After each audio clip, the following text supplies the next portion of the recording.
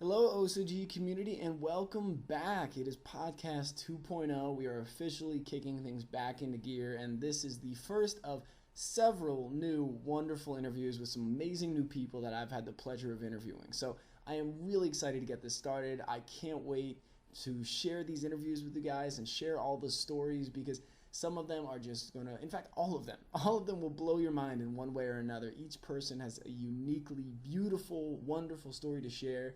And it's really exciting for me to be getting back into this. I've been living out some life dreams and taking some steps to do some things I've never done before. And the past, for 5 weeks, I lived out in LA, and I'm currently now down in Sao Paulo, Brazil, realizing a life dream to live and work in another country. So things have been pretty crazy. I apologize that I haven't gotten you the content much in the past few weeks, but this is the beginning of continuous content, non-stop new stuff coming your way, and an interview posted every week. I've recorded a bunch. I've got several interviews in the locker, in the closet, ready to rock. So I have this all built out so that I can make sure that I'm giving you guys content, at least one awesome interview every week. So we're kicking things off today with an interview with a wonderful, lovely person named Daiana Solange Segovia. And honestly, just listening to this interview, your spirit is going to be lifted, your heart is going to be smiling, because Daiana has one of the most purest, most genuine personalities, hearts, spirits, souls, whatever you want to call it, that I have ever met. And I have actually never met her. I just spoke with her over Skype and over the phone, and really was just blown away by the energy that she brings to the world and the way that she shows up in life.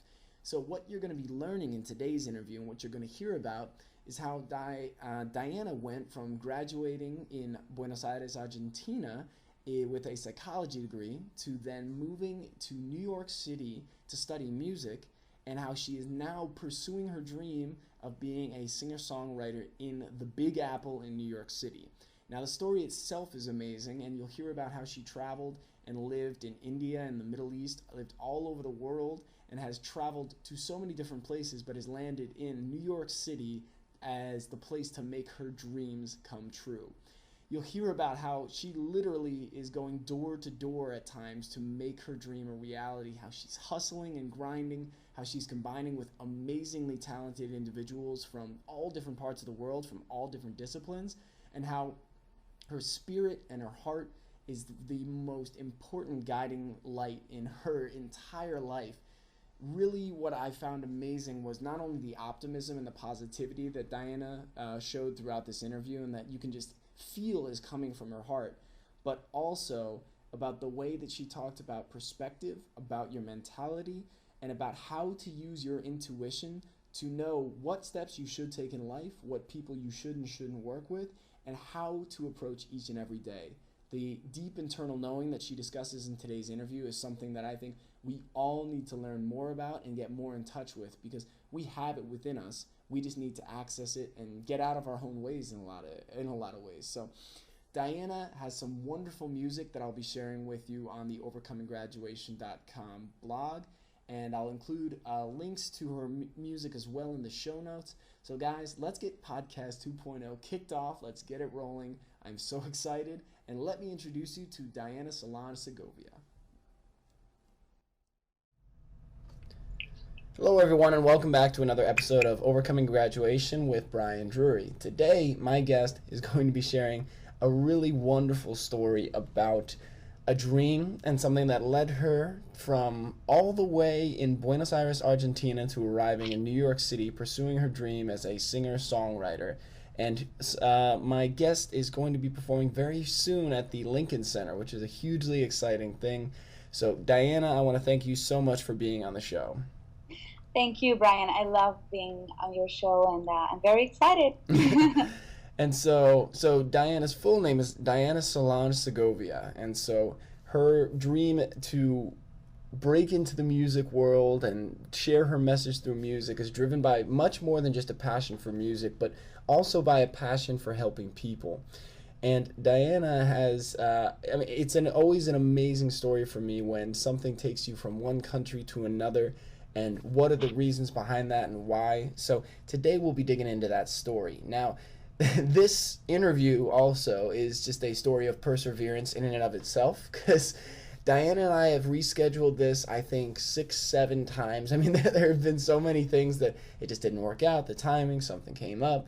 So we're doing this one.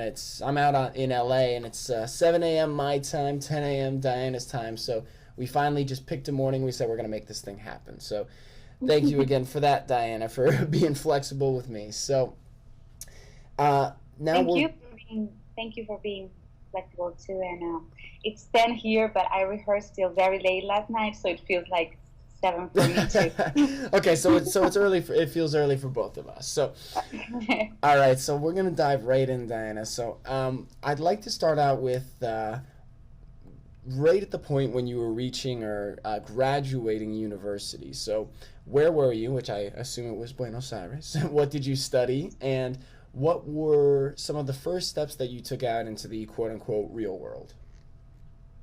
So yeah, in Buenos Aires, I went to school for psychology. So I have a degree in psychology, and it was funny because as soon as I graduated, I got a scholarship to pursue music in New York.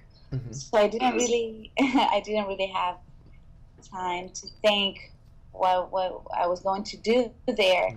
I had some plans, but I really wanted to come here and pursue music.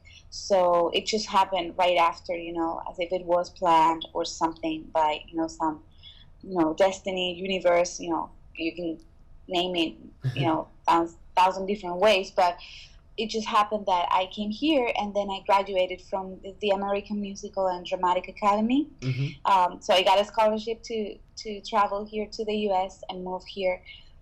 And yes, when I graduated here, I felt, a little lost. I had so many, and I still do. I'm in the process of pursuing my dreams, but I had so many dreams, and I didn't know where to start with all my dreams. It's like, who should I talk to? Where should I go? How can I start doing this? Mm-hmm. And so it felt a little scary in a way, but also I learned to use my intuition a lot, in terms of where to go, who to talk to, how to talk to them, and who to trust, who not to trust. So because it was a complete new life for me to, be here in New York completely by myself, and I went to school here for musical theater, which was great, but my dream, it is really to, have a career in the music business and be a recording artist, a singer-songwriter, as you said. So that's a different world from musical theater, and I had to start all over again in a different world. But so it was a little scary, but step by step, trusting my God and really trusting my intuition, and really praying hard. Like, I really want to make this happen. I have a message. I have a few songs, and I want to keep writing with the best people that I can, and make the most amazing music that I can. And things little by little started to happen. So. Mm-hmm. Well, Yeah. That's amazing. So, because I love it when you hear about people saying, I'm constantly pursuing my dreams, I'm constantly taking a step and looking to find a way to grow and step into me more and learn about what it is that I can do and bring to this world more. Because I remember when I was graduating college, there was kind of this perception that you're going, like, I was like, all right, I'm going to get into this thing, whatever that is, whether it's a major, a career, whatever that path would be. And once I get into it, then, I'm kind of, then I'll just work to my dreams that way. Like, that's what the dream kind of is. And I knew deep down that wasn't true for me, because there's so many different things I want to do.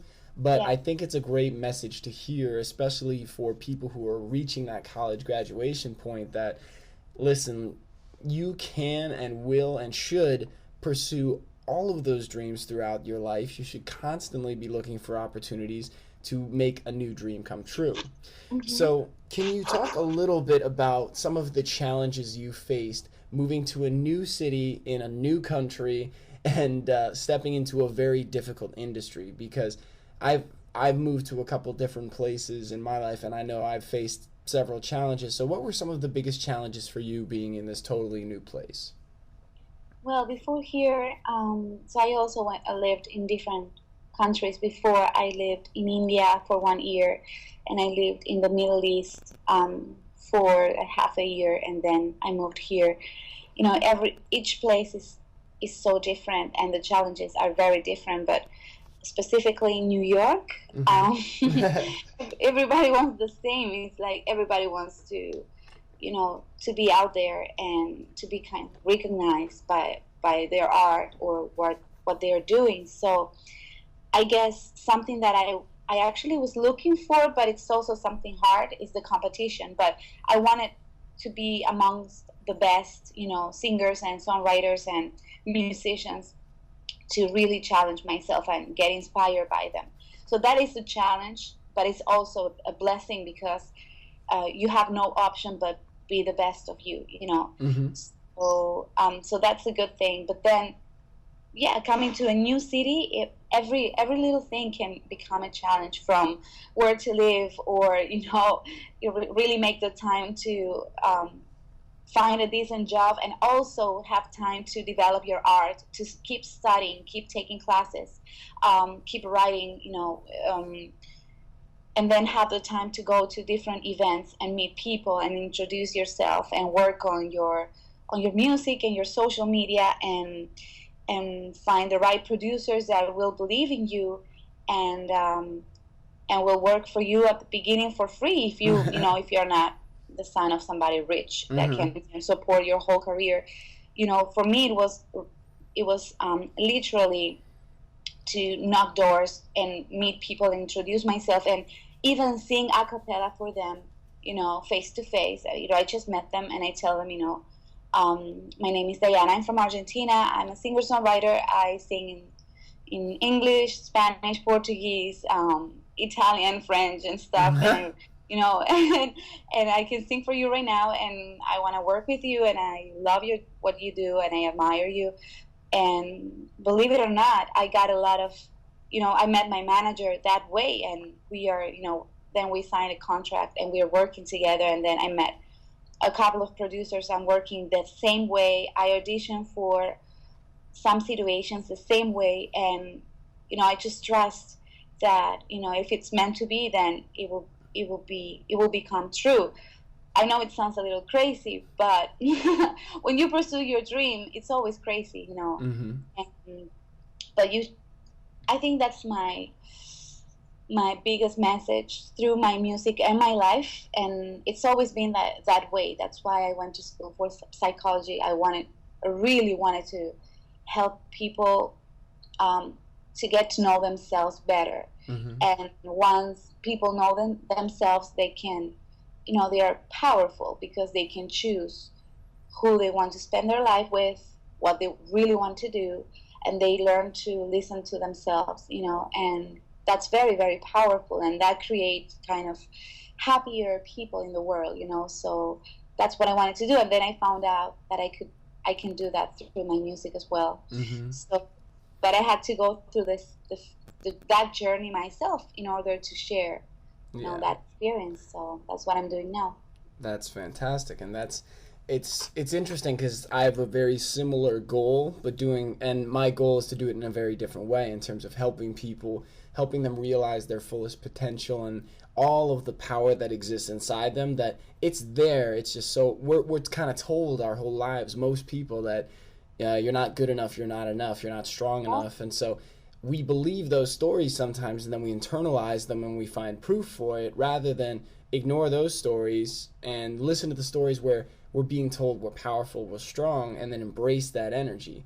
Because it's like that old quote, with great power comes great responsibility, and there's a lot of truth to that, because when you feel you can do anything, there's this mentality in your mind like, okay, well, why aren't you doing it then? So there is some extra push that comes with that belief. But there's a couple pieces in your story that I really wanted to highlight, and one of them being using your intuition to know when to deal with someone and when not to. So for all the listeners, if you think about any transaction you've been involved with, whether it was you were selling something or you were auditioning, there are these natural, or better yet, let's go to dating. When you went on a first date, there's these natural intuitive feelings that will come up, kind of this deep knowing of whether this is right or wrong. And so I think most people, because God knows I have, there have been times where I've been on a date and I've been like, no, something's wrong here. Like, I can't quite put my finger on it, but something doesn't feel right. But I felt lonely, and I was like, oh, no, it's fine. It's going to be okay. And then I end up dating this girl and realize in the long run I should have listened to those feelings in the first place. So keep that in mind when you're looking to work with someone, when you're looking for a mentor. There are lots of people out there who are looking to serve only themselves and are looking to use other people. But there are also just as many, if not more, people looking to help, looking to support, looking to help people grow. And when you can connect with those people who are going to support you and help you build your message into something beautiful, the results can be unbelievable.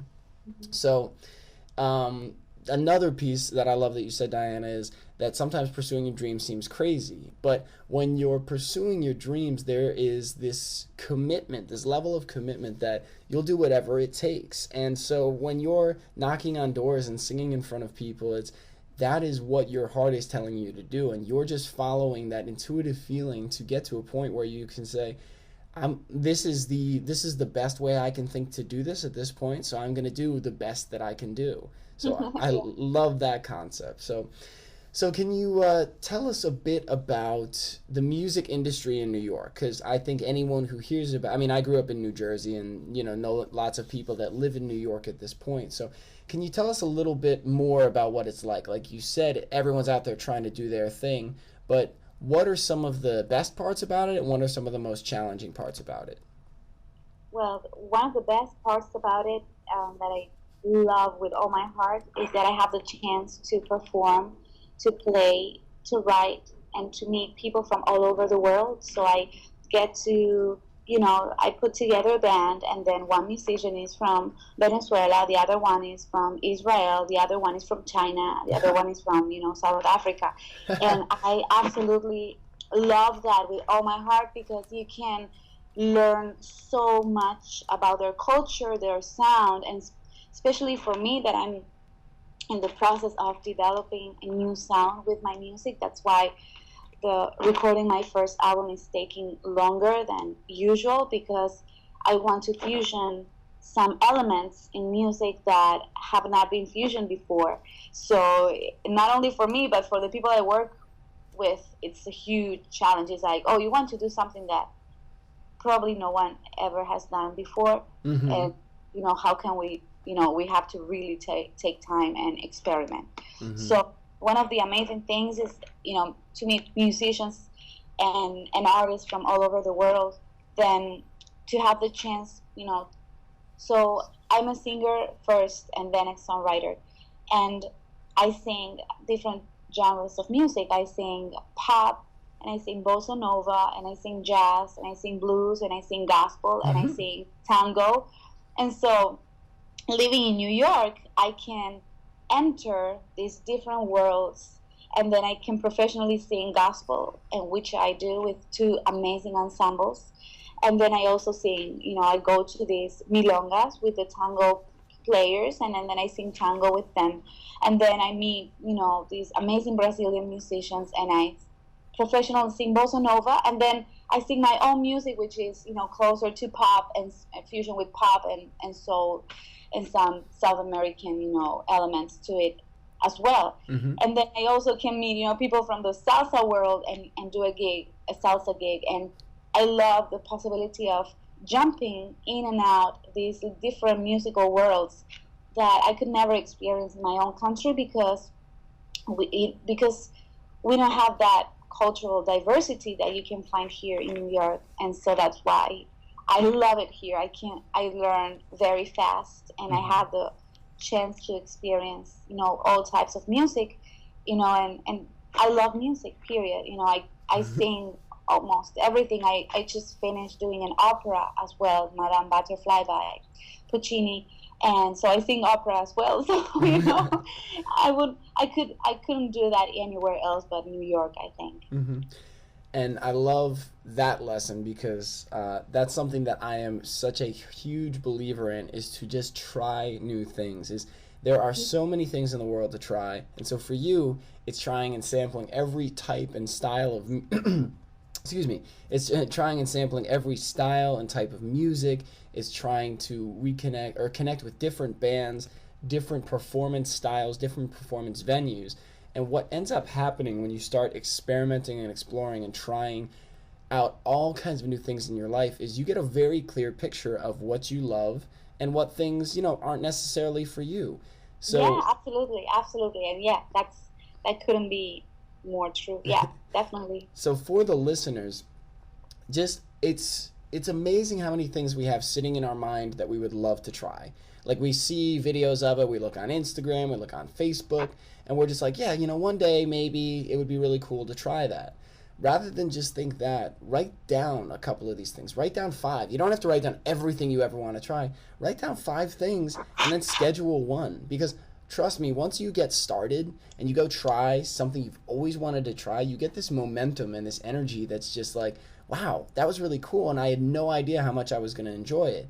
I wonder what else is out there that is going to give me this much joy, maybe more, that I haven't even tried yet. So, and Daiana, now let's talk a little bit about the challenges. So, I mean, it's obvious that you have this beautiful, wonderful passion for it, and I love talking to you because I have heard so many people say, I'd love to be a musician, but it's too hard, or nobody makes it in New York. And the fact is, a lot of people make it in New York, but there's also so many more trying that it's challenging. But like anything in life, the things that we want the most and some of the hardest things to get are going to be the things most worth achieving, having, or the people most worth being with. So can you talk a little bit to the challenges of being in New York as a singer-songwriter? Well, what the challenges? My mind is so optimistic. I was gonna say, you just seem so positive that it's like, well, they're there, but it's no big deal. No, I really need to think about this. It's not. To be honest with you, the challenges that I'm facing here are more related to my personal life than the professional challenges. And why do I say this? Because being away from home, being away from your family, it's really tough. And so those are that's the biggest challenge for me, honestly, that I'm pursuing my dream, and I love this with all my heart, and I speak with my family every single day, but I miss them so much that sometimes I ask myself, if I really want to keep doing this here, or how can I find a way to do it be close to them.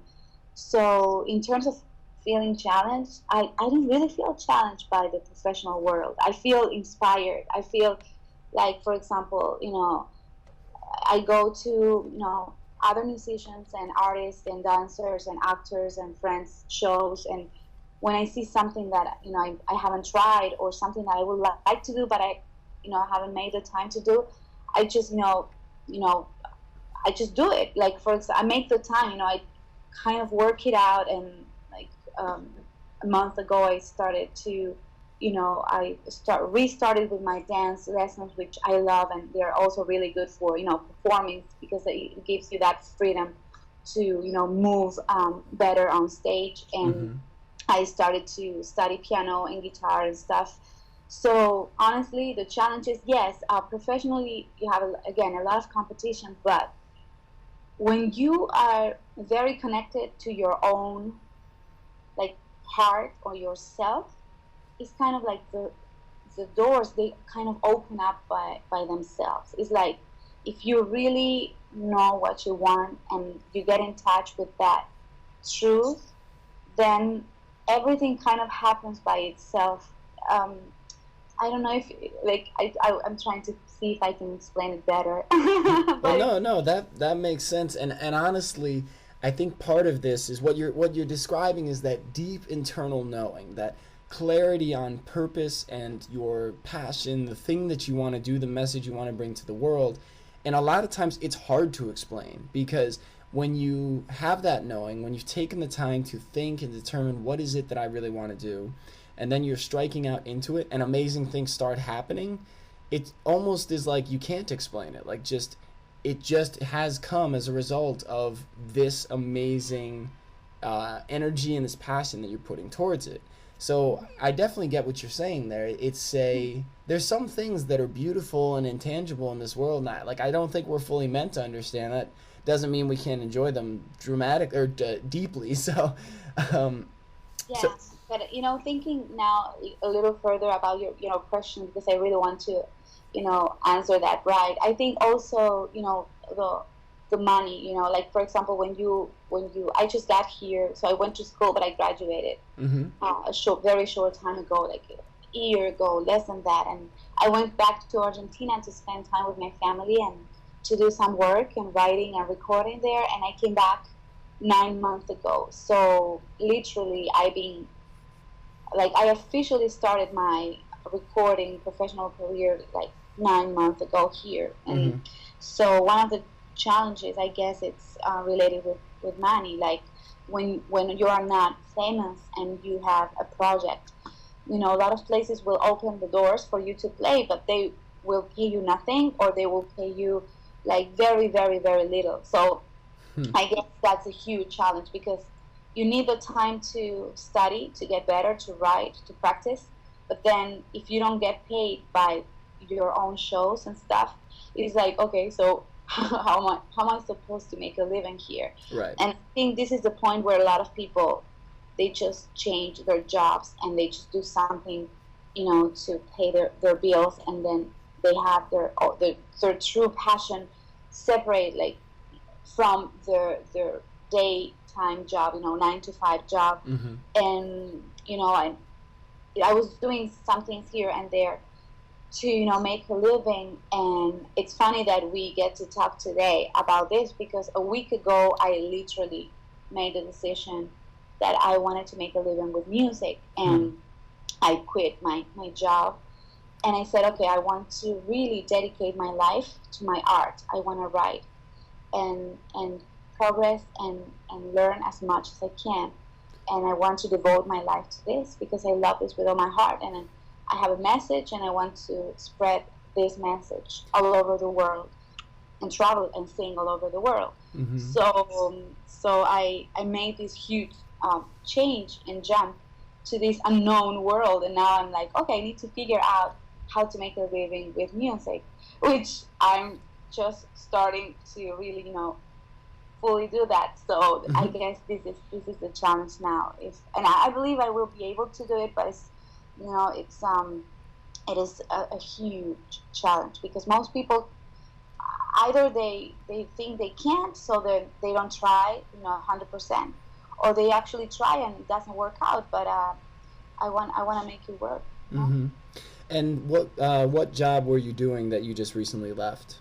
I was babysitting, because I love babies, and I love and I love because I have this degree in psychology, I love working with people, and so I found this babysitting job, and I was taking care of this beautiful 1-year-old baby, but I was spending like 8 or 9 hours a day, and I loved it. But then I was thinking, I came here for a different reason, and I want to use this time for my music. I want to keep learning and practicing. And sometimes when you have like a 9-hour job, and then you finish, you feel tired, and I still will go to rehearsals, will go to perform, but I was very exhausted, because it was like having 2 jobs, like 2 9-hour jobs, and right. then, when do I sleep, and so yeah, but so now it's full-time music, and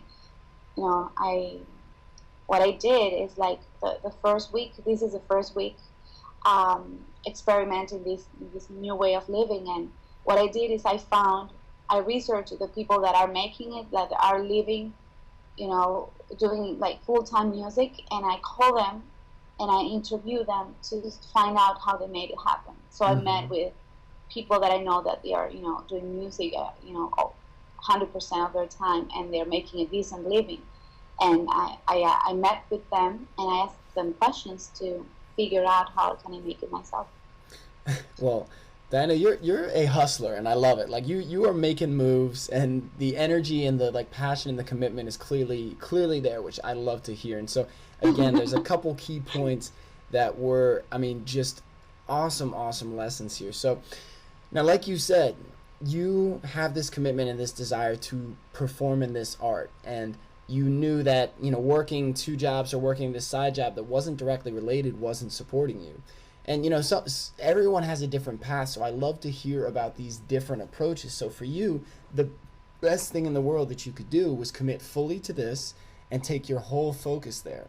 Now, what's really interesting is because we as people are such, like, our brains are problem solving, our heart, our brain and hearts are problem solving, like, pieces of our body that constantly want to figure out how we can make something happen. So when we go, I can't do this, or this is impossible, both our brain and our heart go, okay, well, it's impossible, so let's move on. But there's still that part of you that always holds on and knows that's what you want to do. When you say, how can I make a living doing this? Then all of a sudden your brain and your heart go, okay, let's figure this out. And another key piece of what you said is reaching out to people who are succeeding, already doing what you want to do, and learning from them. So this is kind of a mentorship, but also just a networking piece. Like you had said earlier, is just connecting with different people, learning from them, and spending more time with the people you connect with, and allowing the people that you don't connect with to separate or just step away. Because when you're working with people who have done it, they're going to give you, and are doing it, they're going to give you real tangible advice for you to action. Whereas if there's somebody who tried it and failed, and then accepted that and said, okay, well, this isn't for me, they're just going to tell you, don't do it, you know, it's impossible, don't waste your time. So, yeah, I've been said that many times, more times than you can even imagine. Mm-hmm. And I mean, from our first conversation, it sounds like that just kind of drives you and pushes you more. When you're told it can't be done, it seems like that just gives you more fuel. Yeah, exactly. And I had, you know, I don't know if I should speak about this, but I had a dream 2 nights ago that, you know, speaking about that. Sometimes because I studied, again, psychology and philosophy with an amazing group in Argentina of, you know, philosophers. And then I read a lot about, you know, Eastern philosophy and Western philosophy by myself, and I practice meditation and all that. Sometimes I really pay attention to my dreams, you know, like, you know, the dreams you dream when you sleep. That's what I mean with this type of dreams. And 2 nights ago, I had a dream, and it was very funny. And I saw, you know, the yin yang symbol. Yep. Okay, so what I could see is that symbol was kind of rolling, kind of rotating, and I could hear a voice telling me that all the things that I find difficult, or the things that make me suffer or hurt me, they are the fuel to make this yin-yang roll even, you know, stronger. And I could see it very clear that it wasn't the things that hurt me, or the things that I feel like, you know, they're difficult or suffering. It wasn't really any type of God's punishment or, you know, bad fortune, but it was a fuel that I needed at that time to make things happen. I know it maybe sounds crazy, but I felt that message was very true. Like, I felt that dream was very, like, encouraging to tell me, you know, everything that happens to you is just, you know, guiding you to your purpose. So kind of don't worry about it, because sometimes we do, you know, all of us, we go through so many things, and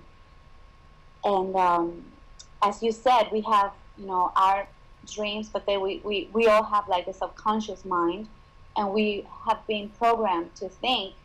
Sometimes we don't even realize that we say, I can't, because maybe somebody told you when you were a kid. Many, like, you couldn't, and you are programmed, and you don't even know. So it's difficult to change something you don't know. And, you know, unless somebody helps you out, or you actually feel there's something wrong about this, I should be able to pursue my dreams. You know, how can I change the way I see life, and, you know, and stuff. But, you know, I say this because I couldn't agree more with everything that you're saying.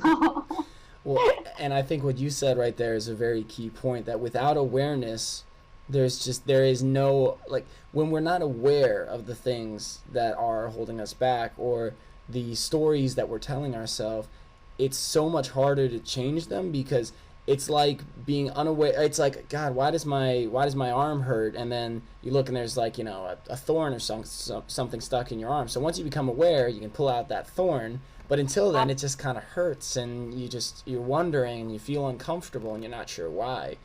And Absolutely. Yeah. so, excuse me. So, Hmm. I just had a question, and oh, no, no, no, oh, no. What I was going to say was, that doesn't sound crazy to me. That sounds like a song. The whole yin-yang experience, that sounds like something that you could build into a song and just talk about that same message, but through music. So that's what I thought as soon as you said it, because I think in order to pursue a dream, like in the world that we live in, you need to think differently. Think we lost the call. Hang on, guys. Let me see if I can get Diana back. You've seen this before. We deal with the drops here and there.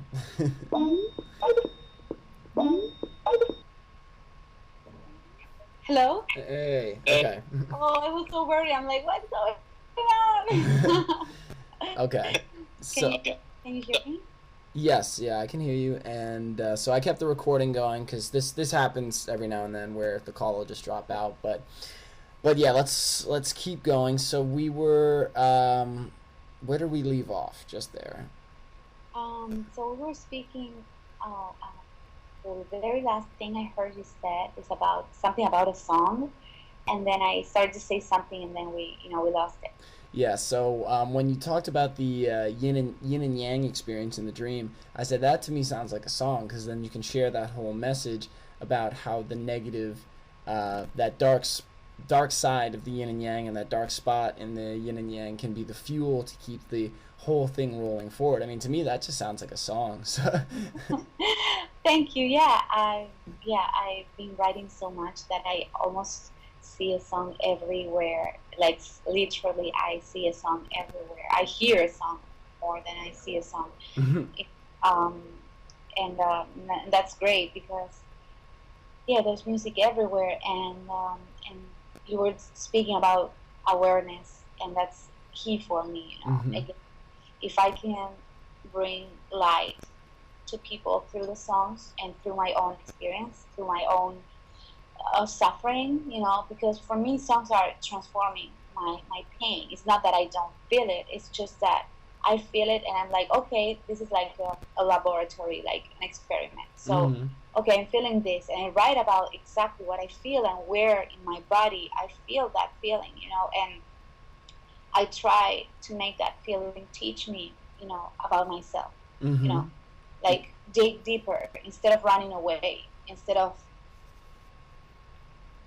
I see so many people that take medication because they are like, I can't just stand feeling this way or thinking these automatic thoughts of negativity and stuff, and so they take pills and stuff. They try to run away from themselves. I'm like, wow, if you have to be brave there, and it's so difficult, when you feel, especially like for me, moving here and then having my entire family and friends in Argentina.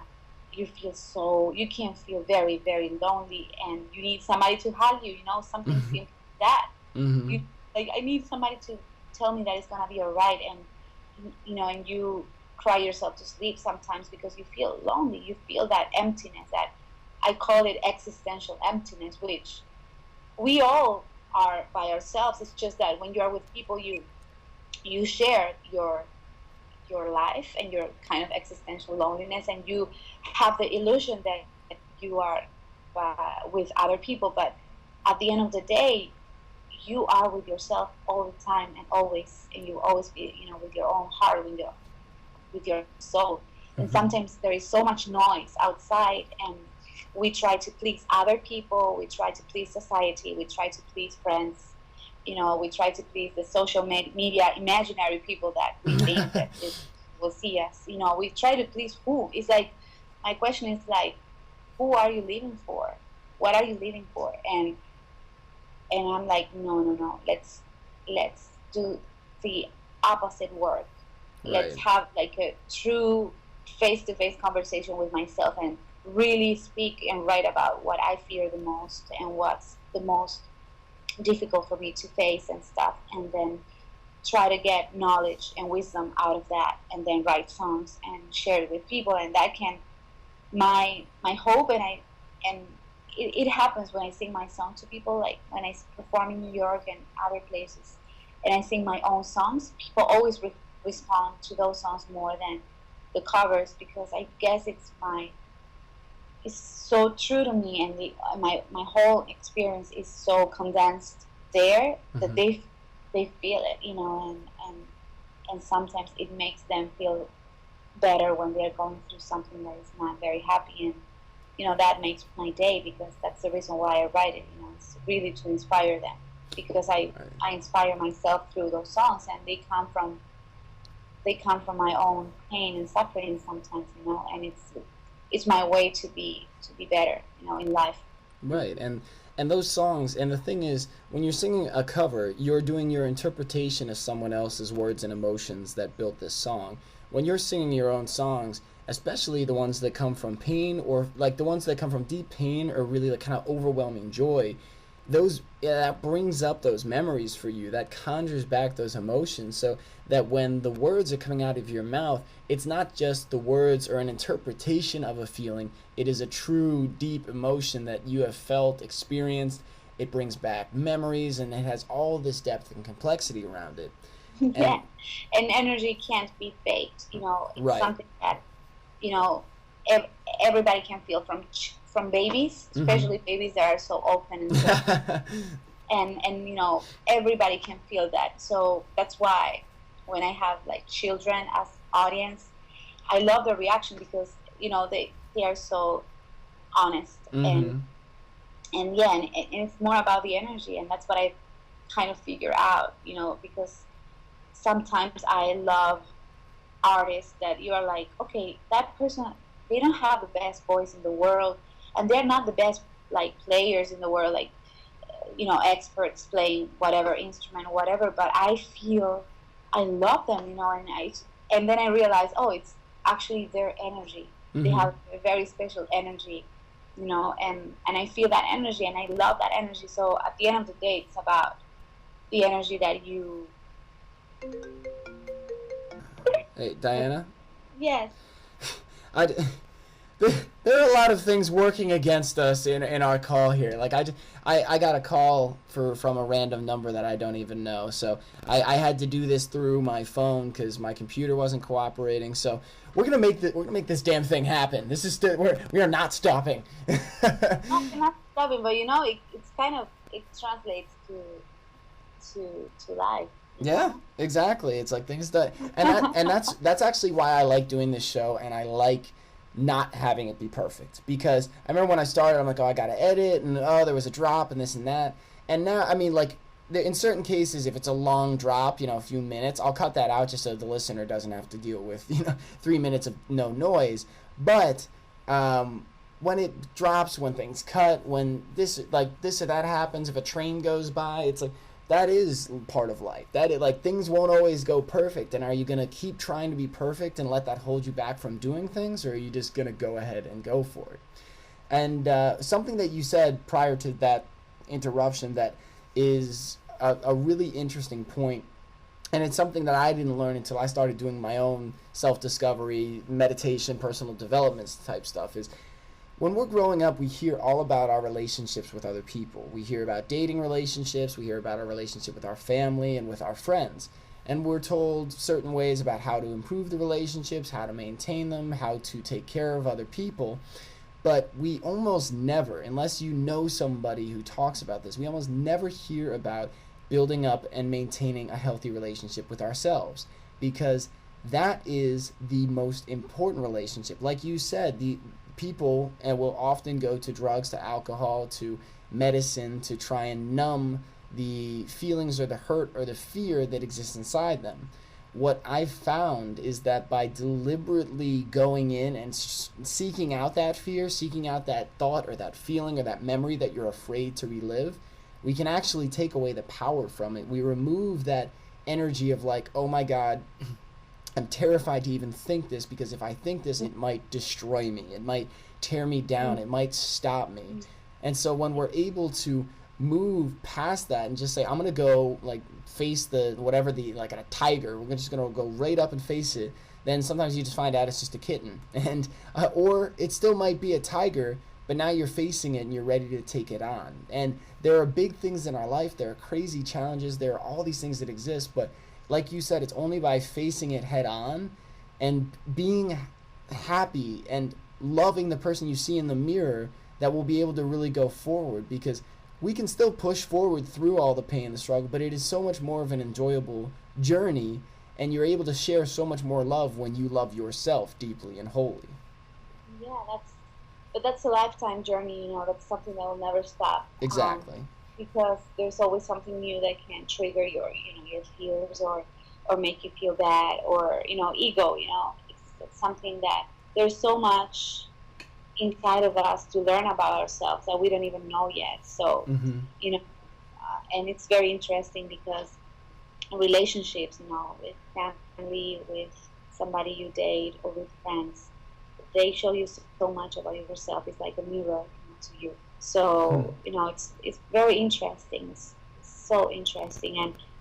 And I try to, you know, I want to bring, one of my life purposes is to bring light and really connect with the truth in there, you know, my own truth. And then when I meet somebody, I always, you know, my friends make fun of me because they tell me, oh, you see, you know, you can meet somebody who is a bad person and you will see something good about them. And it's, no, but it's something that I had to be careful, because I tend to see good in everything, you know, before. And sometimes even when I was, you know, younger, you know, that I think I have like some guardian angels, because, you know, I would have no problem in talking with people that were probably dangerous, like even in my country, or go to places that were actually dangerous and interact with people there as if they were like, you know, the best people in the world. And I wasn't scared, because I could see the light in them, right, that we all have, you know. And some people are more connected, and some other people they are not very aware that they have that, and so they are connected with other things. And but the point of this is that, again, through my life, I want to myself and to others, I want to bring light and really, you know, have the spirit, or again, you can call it spirit, heart, soul, the true you, or whatever, you know. I don't have a specific name for that. It's just your own truth. Diana? All right. Another call drop. Well, guys, it's like Diana said, this is just a beautiful metaphor for life that we're getting in this little short call. And especially, it's so interesting because Diana and I have tried so many times to do this call, so to have these continuing challenges that are just kind of like, all right, yeah, you want to do it? Well, you're really going to have to work for it. I mean, it's a perfect metaphor for what she's doing in her work, for what I'm doing with this podcast, so keep that in mind while you're listening. And I apologize for the inconsistency, but this is part of what I want to convey and what I want to share, is that this is real life. Real life isn't always perfect, clean, and perfectly edited and smooth. It's like sometimes it's a little rough, but that doesn't mean there's not a beautiful message and a beautiful story to be shared through the challenges. So we're going to get this call back. Oh my God. Hello. Hi. So, can you hear me? Yeah, I can hear you very well. Yeah, I just, in that little break, I just gave the listeners a little, I was like, okay, this is exactly what she was talking about. So, you know, you just, like, you have to push through in life, that life isn't always perfect and clean. So, I'll keep that little bit in the show. But, so we've got about 7 minutes, Diana, because I have to get ready for work once that time expires. So, a couple things I want to hit on quickly before we get into some of the closing questions I have. So, how many languages do you actually speak? Because you said you sing in about 5 languages. So, how many do you speak? Well, I speak 3. I speak English, Spanish, and French. And French, okay. And what was it that brought you to India and the Middle East? I was curious about that when you mentioned it earlier.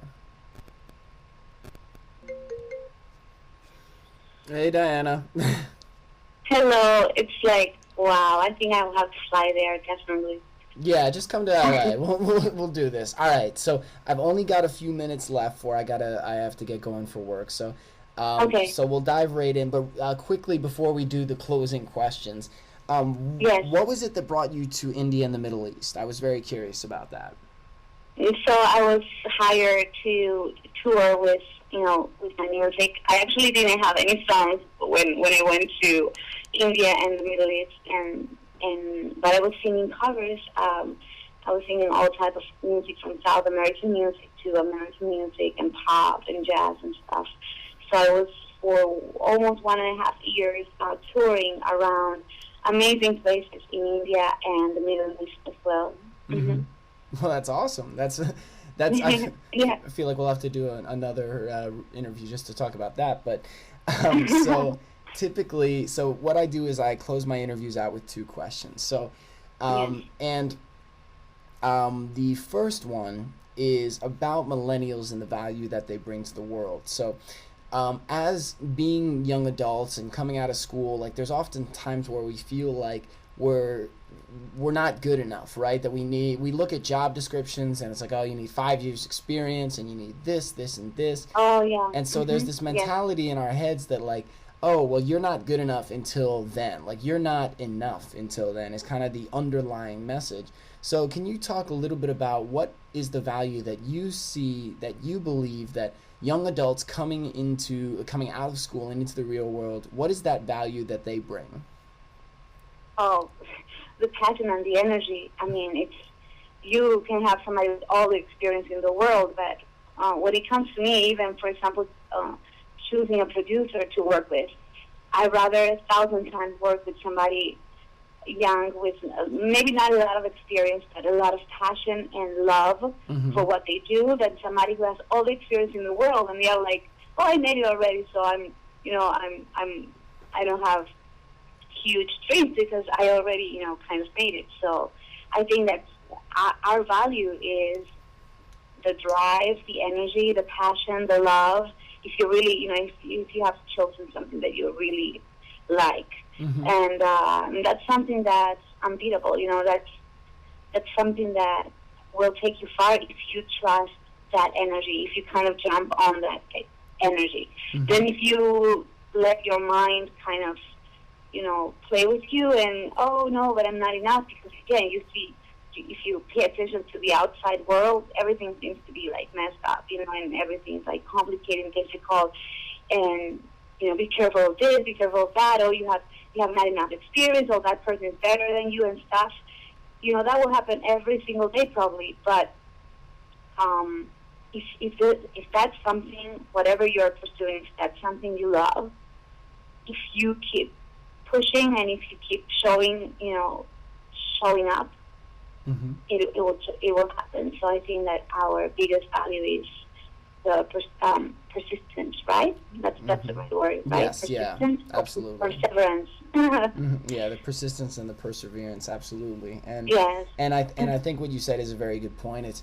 I think it's interesting when people are like, they use experience as a reason for you to be impressed, like, which in some cases that's true. In some cases there is validity there, but just because someone has 20 years of experience doesn't mean there good at it. I hate to say it, but it's true. Yeah, that is so true. But, to me it was like, I've been a songwriter for 2 years only. I've been writing all my life, but like literally writing songs, I'm pretty new.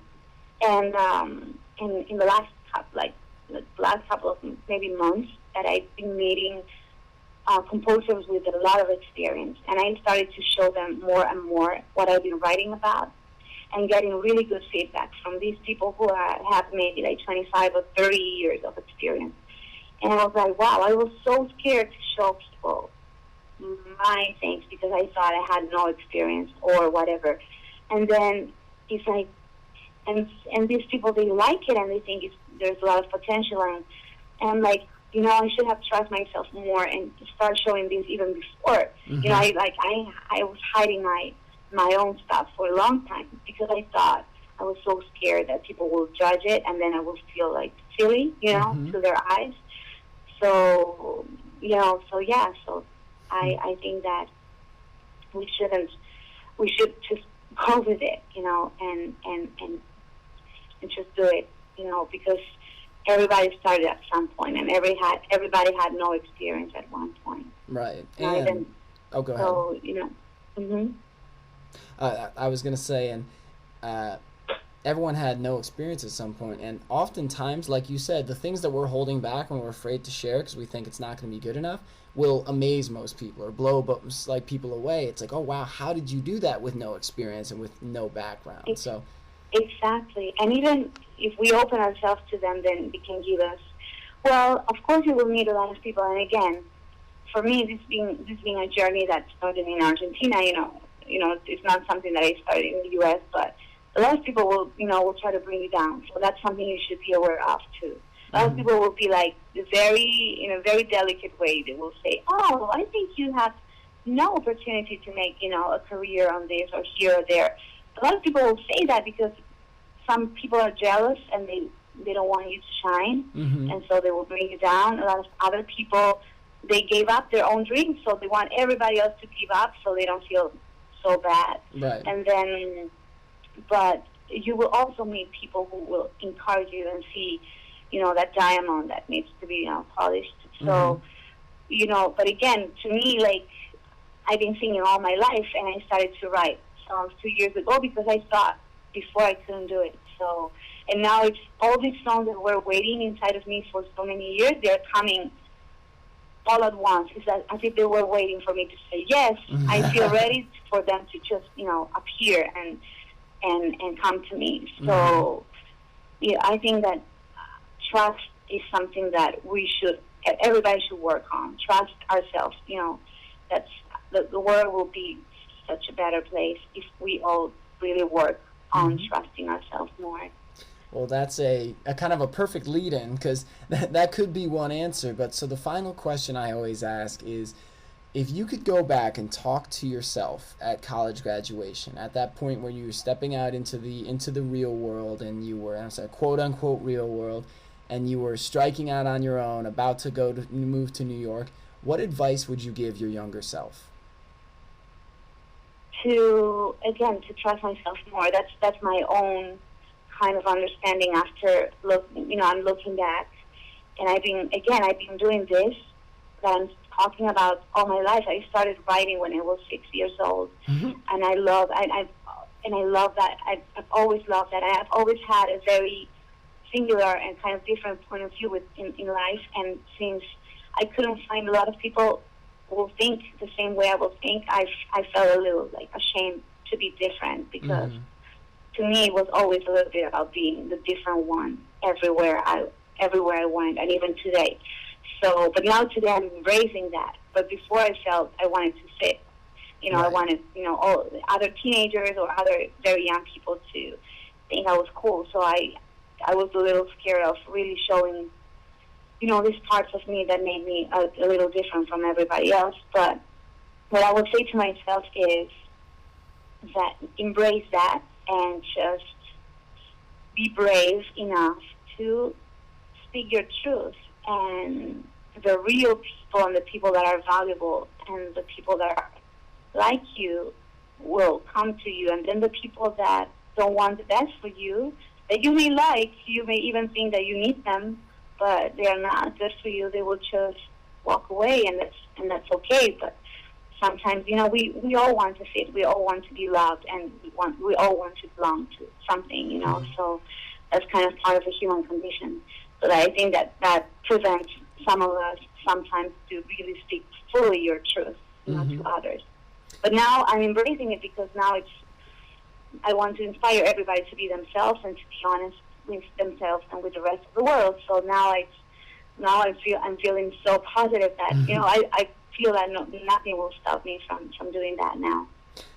And I love that, because it's one of those things where, unfortunately, most people are not happy, not doing what they love, not feeling deeply connected. I mean, some people are happy, but they're not ecstatic, they're not thrilled. So by embracing what makes us different and makes us stand out, we can connect with other people that stand out in that way. So, it's this sense of I'll be alone if I'm who I really am. And it's like, no, it's like you'll just meet the people that you're meant to meet when you really embrace who you are. So, okay, Daiana, we got to wrap up, but so what are the best places for listeners to come find out more about you? And by the way, listeners, so my favorite song so far by Daiana is Volcano, but Daiana, where are the best places for the listeners to come find more information about you? So they can go to Bandcamp, Daiana Segovia, and my name is spelled DAIANA SEGOVIA. They can go on Facebook, and I'm all the time, sharing my music there as well. So it's Daiana Segovia official website. I'm building my website, so I don't have a website yet. But I will be, for the ones that are in New York, I will be performing at the One Jazz Room September 1st, 7 p.m. That's 14th Christopher Street, downtown Manhattan. And I will be performing there with my new band, and I will be singing songs that the songs for my upcoming album. And so for the ones that are in New York, I would love to see you there. It's going to be really, really, really cool. And so, yeah, and then they can, go to Google or YouTube and type my name, and you will find some stuff there too. And yeah, so I hope you guys like the music. And I'm very thankful. I really had a lot of fun talking to you, Brian, and I love your podcast and what you're doing. It's very, very cool. I feel so identified with it. Well, thank you. It's been a lot of fun talking to you, and we made it. We got through all of the challenges, so we did the damn thing. Yeah, I can't believe it. It's like, oh, are we really done? I want to do it again. No, we have one more call drop coming or something. But all right, so for all the listeners, thank you all for joining us today. I hope you enjoyed the show. To subscribe to the podcast, you can check out Overcoming Graduation on iTunes or on Stitcher. To see a full list of all the episodes, subscribe to the mail list, and see a small bio about me and learn more about the OCG community, you can go to overcominggraduation.com. You can also check out Overcoming Graduation on Facebook, Twitter, and Instagram. And if you'd like to reach out to me directly to provide feedback, recommend someone to interview, or just to tell me what you thought about the show, you can contact me at brian@overcominggraduation.com. So, Daiana, if you hang on for 1 second just after the call, listeners, that's it for you guys today. So thank you all for listening. Have a great day, and we will be talking again soon.